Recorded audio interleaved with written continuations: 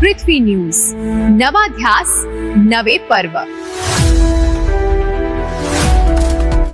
गेल्या काही काळामध्ये या देशामध्ये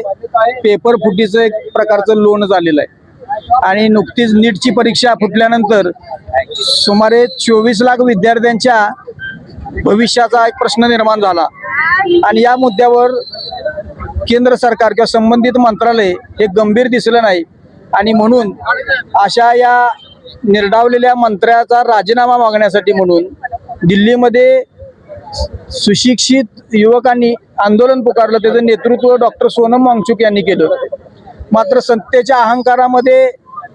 मशगूल असलेले हे सरकार या आंदोलकांकडे डुंकूनही पाहायला तयार नव्हतं आणि 20 दिवसानंतर आंदोलकांशी चर्चा तर झालीच नाही, मात्र आंदोलक असणाऱ्या सोनम वांगचुक यांना प्रकृतीच्या कारणावरून तिथून आंदोलन स्थळावरून उचलून नेलं आणि एक प्रकारे आंदोलन मोडून काढण्याचा प्रयत्न झाला। मात्र सनदशीर मार्गाने या आंदोलनात उतरलेली ही तरुणाई खऱ्या अर्थानं या देशातील महापुरुषांनी दिलेला जो विचार आहे त्या विचाराच्या मार्गाने काम करताना दिसते आणि एक असं आश्वासक असं चित्र या देशात उभं राहिलेलं आहे की ज्या तरुणांच्याकडं देशाच्या भविष्याचा विचार नाही अशी जी ओरड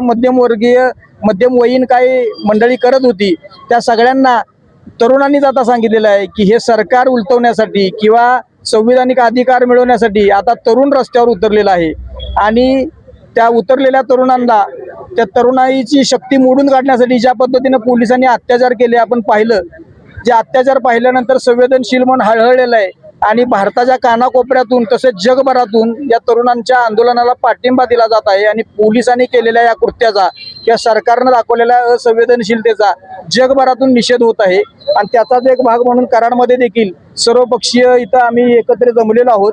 दिल्ली येथे झालेल्या आंदोलनात ज्याप्रमाणे अमानुषपणे लाठीचार्ज करण्यात आला, लाठीचार्ज करण्यामागे कोणता हेतू होता आणि काय साध्य करायचंय हे सरकारला डाऊट, पण यापुढे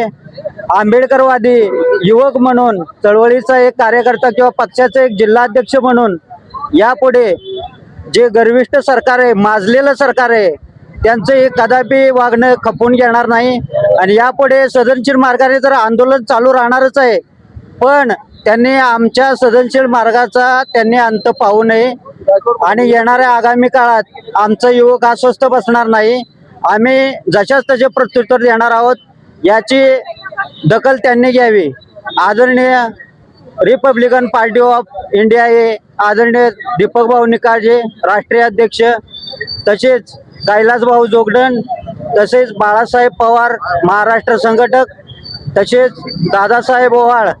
जे महासचिव महाराष्ट्राचे, यांच्या आधिपत्याखाली आम्ही या गोष्टीचा पहिल्यापणे